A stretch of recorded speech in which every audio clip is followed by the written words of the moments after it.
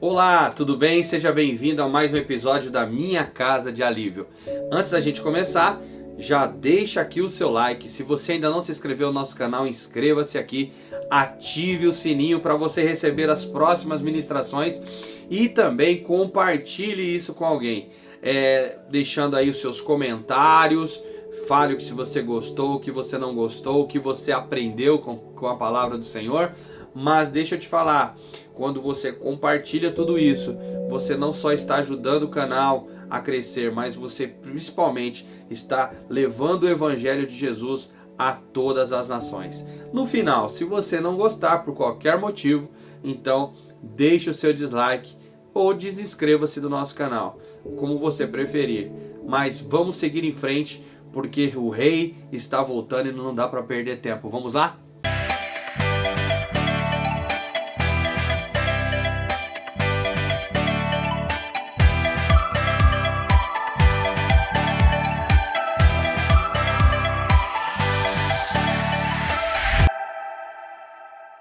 Olá, queridos jovens senhores, jovens senhoras, jovens adolescentes, jovens crianças, jovens meninos e meninas e jovens. Estamos aqui no mais um episódio da Minha Casa de Alívio, levando a palavra do Senhor e o Evangelho de uma maneira simples.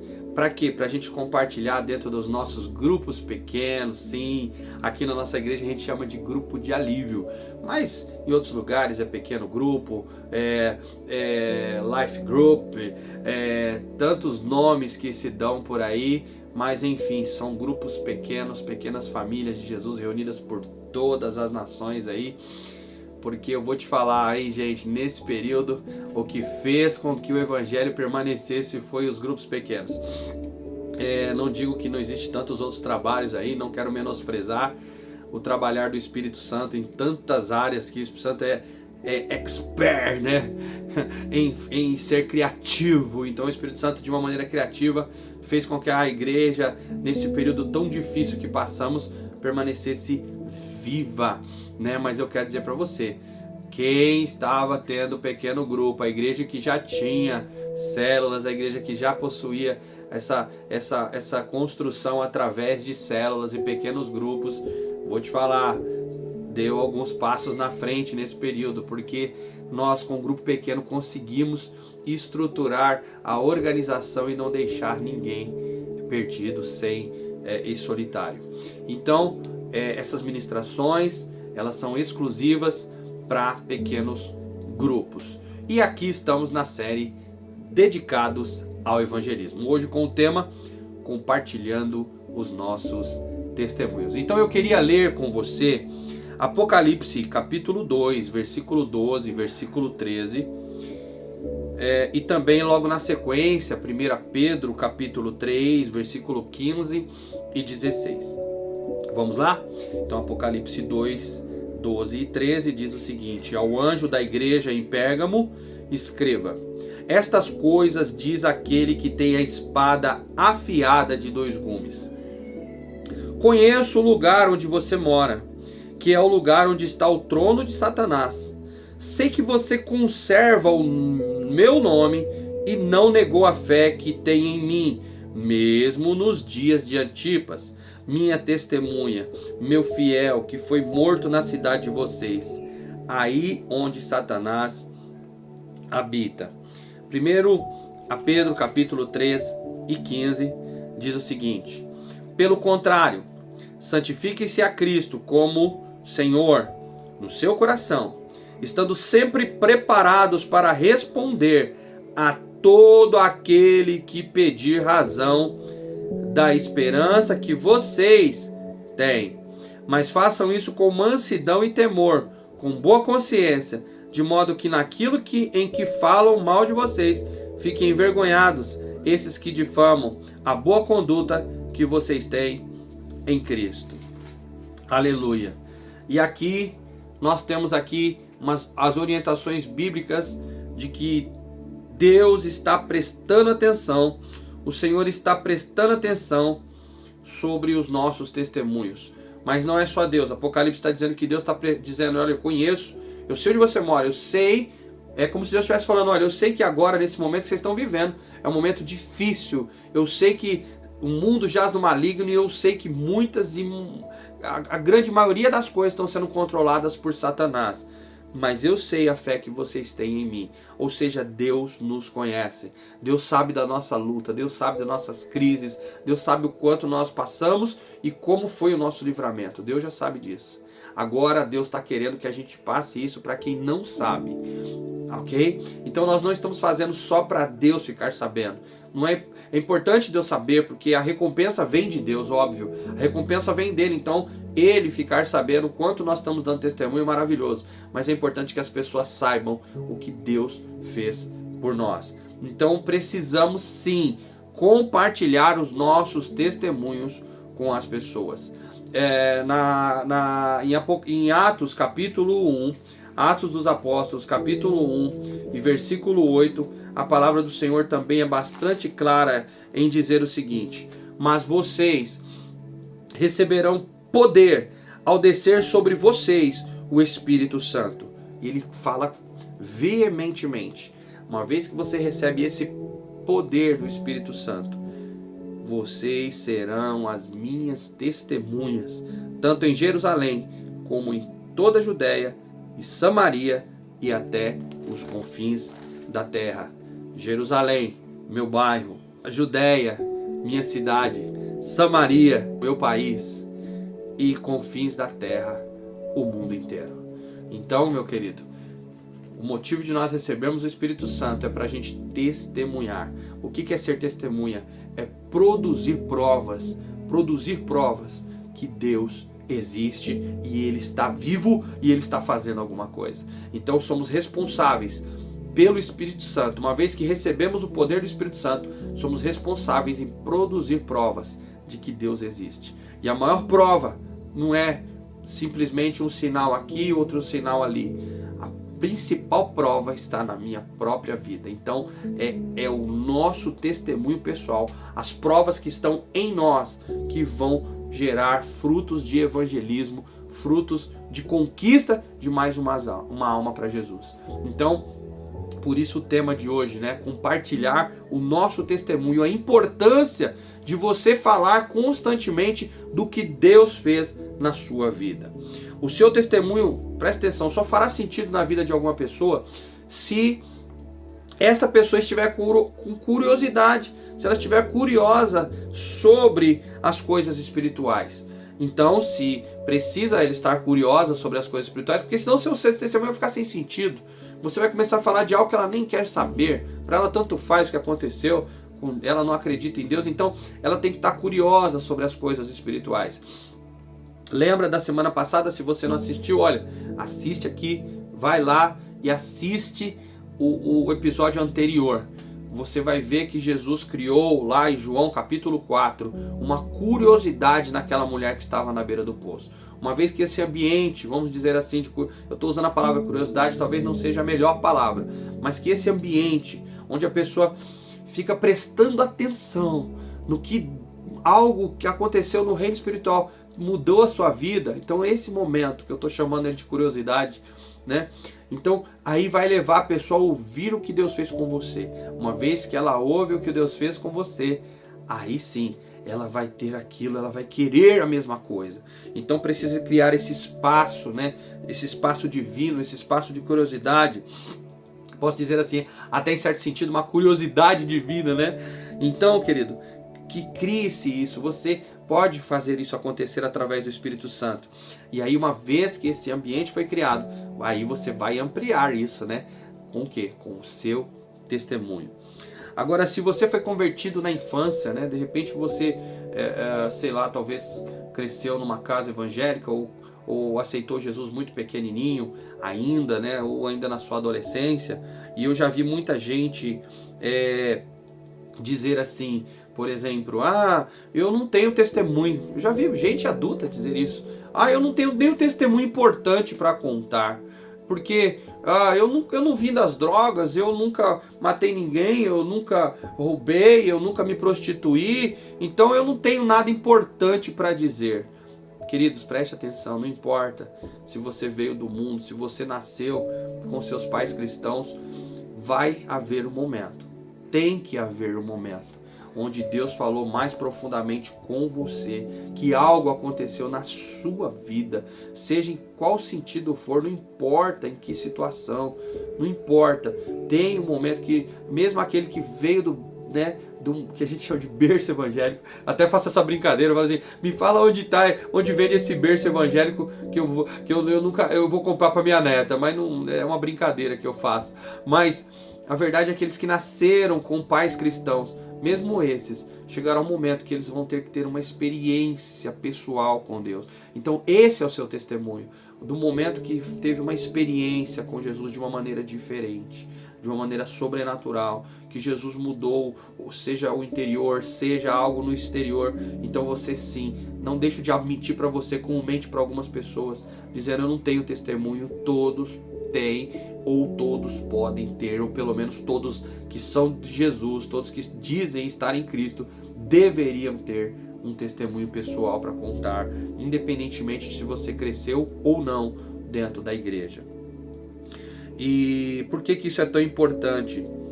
Em Salmos 22, versículo 26 e 27, diz o seguinte: os sofredores hão de comer e se fartar, aleluia, louvarão ao Senhor aqueles que o buscam, que o coração de vocês viva para sempre.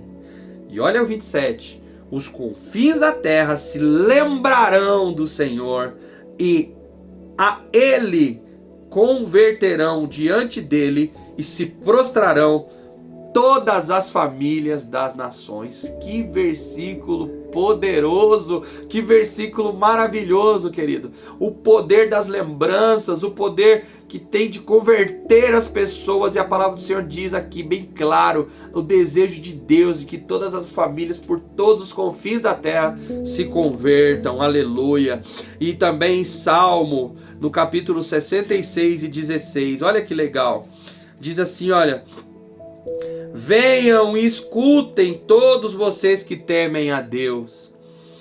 Eu contarei o que Ele tem feito pela minha alma. Olha só o salmista declarando sobre testemunhar, o desejo dele de testemunhar. Ele diz: venham e escutem vocês que temem a Deus. Eu contarei o que Ele tem feito pela minha alma. A Ele clamei com a boca, e agora com a língua o exaltei. Porque testemunhar é exaltar ao Senhor. Você está testemunhando da sua vida aí, quando você está fazendo isso, a pessoa está sabendo a partir da sua vida como Deus é grande, como Deus é maravilhoso, como Deus é poderoso para fazer infinitamente mais do que pedimos e do que pensamos. Então não deixe de testemunhar, não deixe de falar, porque você falando, você estará exaltando ao Senhor Deus Todo-Poderoso.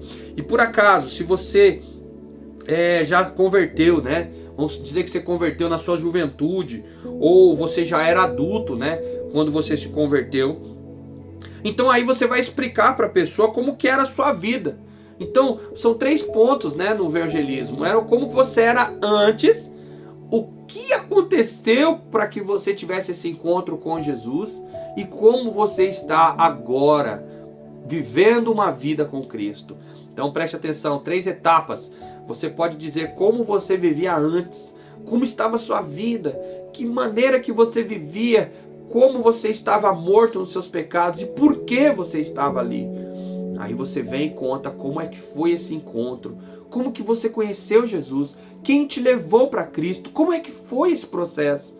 E depois você conta para a pessoa como é a sua vida hoje, como é que ela é hoje depois dessa transformação.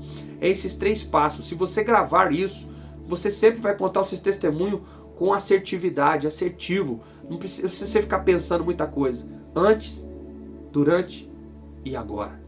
Ok? Então, agora você, quando vai contar o testemunho, para você entender, você tem que pensar que área que você quer atingir, Ou que área que o seu testemunho fala mais alto, né? Que você quer contar para a pessoa que talvez interesse para ela. Então eu vou colocar aqui para vocês alguns pontos e nós vamos escrever aqui, eu quero que você preste atenção, tá? Nesses pontos, se você tiver com a caneta aí, vai anotando também, que é muito bom. É claro que isso não precisa decorar, não precisa você ficar ansioso ou preocupado. Ai meu Deus, eu não vou lembrar disso. Não, é apenas para que você leia, você estude, você reflita sobre o seu testemunho. E aí quando você for testemunhar, fica tranquilo, o Espírito Santo vai te trazer à memória as coisas que você precisa de falar. Mas então o seu testemunho e o que você está querendo repassar para a pessoa, ela tem que trazer algumas temáticas. Por exemplo, ela tem que fazer com que a pessoa entenda o que você está querendo dizer. Então segue aí algumas dicas. Então, por exemplo, testemunho pode ter a ver entre o conflito e o amor. O seu testemunho pode querer dizer qual a diferença entre a depressão, porque hoje, né, a depressão é a doença do século, né? Entre a depressão e a segurança, por exemplo, né? Você vai mostrar a diferença para ela com o seu testemunho, o que era quando você estava depressivo e agora quando você está como uma pessoa cheia de esperança, cheia de vontade de viver. Insegurança versus segurança, né? Outro ponto, né? Porque às vezes você era uma pessoa insegura em tudo na sua vida e agora você vai mostrar e provar para a pessoa como que você é seguro nas coisas que você faz. Raiva, né? Outro ponto, raiva, paz, e a diferença entre raiva e paz e harmonia. Você era uma pessoa nervosa, brava, explosiva e agora você vive uma vida em paz com a sua família, na sua casa, no seu trabalho. Então essas duas diferenças. Outro ponto, rejeição versus aceitação. Aí você vai contar o seu testemunho de como você se sentia rejeitado, excluído da sociedade, da família, e agora como que é que você se sente aceito no reino, como que a tua família te recebeu de volta, enfim, como que você era antes, quando você estava em pecado, a tua família não queria saber de você, você se sentia rejeitado, vamos dizer assim, o último puma do saquinho ali, que ninguém quer, né, aquela fatia, e de repente agora, como as pessoas estão te aceitando porque a sua vida mudou. Então, rejeição e aceitação. Outro ponto, temor da morte, né, medo de morrer, e agora versus o que? Coragem. Outro ponto, culpabilidade, ou seja, você vivia uma vida cheia de culpas, mas agora uma vida de liberdade, aleluia, como é bom estar livre, antes cheio de culpa, agora livre. Outro ponto, medo de falhar, e agora satisfação, né? Eu tenho satisfação, eu não tenho medo, eu trabalho por satisfação, mesmo que eu erre, mas quando eu acertar, como é bom ter conseguido. Outro ponto, rebelião e obediência. Qual é a diferença? Você vai mostrar como que talvez você era tão rebelde com as pessoas, com as coisas, com o país. Você era rebelde. E agora como que você é uma pessoa, se tornou em Cristo Jesus uma pessoa obediente. Você vai mostrar para ela a diferença entre solidão, né? Viver uma vida solitária, diferente de uma vida com fraternidade agora, num povo fraterno, como esse que você está aí agora, né? No seu grupo pequeno, na sua sede, seu grupo de alívio aí, né? Que quer viver agora com um grupo que se preocupa comigo. Também você vai poder falar entre vida vazia e vida com propósito.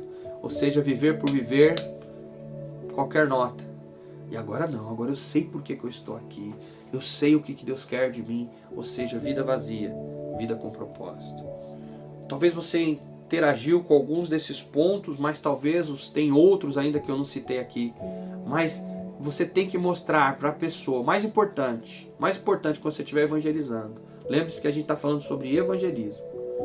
O mais importante é você mostrar a diferença do antes e do depois. O que era antes e o que era agora. E antes de conhecer, então são 3 partes importantes, como eu já disse. Antes de conhecer Jesus, você vai então dar personalidade, personalizar o conceito negativo. Então você vai dar uma ilustração. Não dá para você contar a sua vida inteira, tá? Não dá para você ficar contando a sua vida toda. Você vai pegar um trechinho, uma história, e para que aquela história ilustre a sua vida antiga. Então você vai dar um detalhe concreto para ela, uma história verídica que aconteceu com você, concreta, que demonstra o que era esse ponto negativo da sua vida. Tá ok? Num dia específico, numa data específica, para que a pessoa ouça essa história e veja que essa história foi real e viva. Ela fala, meu Deus, aconteceu isso mesmo com você? Olha, eu não sabia, meu Deus. Tem gente que vai começar a se condoer, né? Porque pessoas que não entendem a mudança de vida, elas ficam achando, ai, coitadinho, aconteceu isso com você mesmo. Tem gente que vai até chorar quando você contar, talvez, uma coisa. Não precisa contar a vida inteira. E cuidado com detalhes, tá? E cuidado também com sorrir na hora de estiver contando. Porque tem gente que, por exemplo, vamos falar de uma pessoa que vivia uma vida de prostituição, né? Uma vida bem lasciva mesmo, né? De lascívia. A pessoa vai contar, ela, você não sabe, meu. Se for homem, né? Vamos dizer um homem. Quando eu era solteiro, quando eu saía, meu, eu pegava todas no bar, eu pegava todas, ficava com todas as meninas. Eu era conhecido como pegador. E ele conta o testemunho se orgulhando de quem ele era. Não, tá errado, pelo amor de Deus. Se você vai contar a sua vida de pecado, conte com um ar de tristeza. Conte com um ar de que aquilo fez você sofrer, aquilo não te trouxe méritos. Então cuidado com as escolhas do testemunho que você vai contar, e para não contar com vanglória, como se aquilo tivesse sido algo bom lá no passado. Na verdade, aquilo lá fez você ir para o pecado, ir para a morte. Então, vigia quando você escolher o testemunho e como você vai contar esse testemunho. E aí você vai falar do momento, então, que você teve esse encontro com Jesus e como foi, né? Como foi esse momento, por que você tomou a decisão de entregar sua vida para Jesus. E no final, você vai descrever os conceitos negativos e vai substituir pelos conceitos positivos que agora você tem em Cristo Jesus. Eu quero ler para você Atos capítulo 22. Atos 22, versículo 12, tá ok? E aí a gente vai concluir com isso. Atos 22, versículo 12, diz o seguinte: um homem chamado Ananias, piedoso, conforme a lei, tendo bom testemunho de todos os judeus que ali moravam, veio procurar-me. Chegando perto de mim, ele disse: irmão Saulo, recupere a visão. Nesta mesma hora recuperei a visão, olhei para ele, então ele me disse: o Deus dos nossos pais escolheu você de antemão para conhecer a vontade dele, ver o justo e ouvir a voz dele, porque você, Saulo, terá de ser, testemunha testemunha dele diante de todos, anunciando as coisas que você tem visto e ouvido. E agora, o que você está esperando? Olha essa pergunta. E agora, o que você está esperando? Levanta-se, receba o batismo e lave os seus pecados, invocando o nome dele. Quando eu voltei para Jerusalém, enquanto eu orava no templo, sobre mim veio um êxtase, e eu vi o Senhor. E ele me disse: ande logo, saia imediatamente de Jerusalém, porque não aceitarão o seu testemunho a meu respeito. E eu respondi: Senhor, eles bem sabem que eu ia de sinagoga em sinagoga, prendendo e açoitando os que criam em ti. Quando se derramava o sangue de Estevão, sua testemunha, eu também estava presente. Quem está dizendo essas coisas é Saulo, tá? Que depois se transformou em Paulo. Quando Estevão estava morrendo, que ele era sua testemunha, eu estava presente, consentia no derramamento de sangue. Eu consentia nisso e até guardei as capas dos que estavam matando, dos que o matavam. Mas ele disse: vá. Quem estava dizendo isso para Paulo? O Senhor. Vá, porque eu o enviarei para longe, para os gentios. Então aqui, querido, a importância de dizer quem eu era. Paulo estava dizendo: olha, eu matava, eu açoitava, o Estevão lá, que vocês conhecem, estava morrendo e eu ainda segurei lá os trajes, as jaquetas dos caras, as blusas, e eu fiquei segurando enquanto eles matavam. Eu era assim, eu era ruim, eu era matador, eu era uma pessoa sanguinária. Mas agora Deus estava me escolhendo para pregar o Evangelho. Então,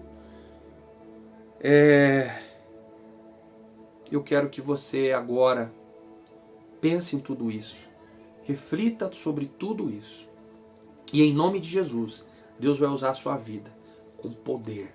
Deus vai usar a sua vida com força. Deus vai usar a sua vida e o seu testemunho para impactar milhares e milhares. E esses milhares, eles virão até Jesus. Dezenas, centenas de pessoas que você, do decorrer de toda a sua história, toda a sua vida, porque o testemunho não é para um tempo, o testemunho não é um momento, não é para você testemunhar uma vez ou duas, o testemunho é nesta terra até Jesus Cristo voltar a buscar a sua igreja, terá alguém que você poderá testemunhar sobre a sua vida.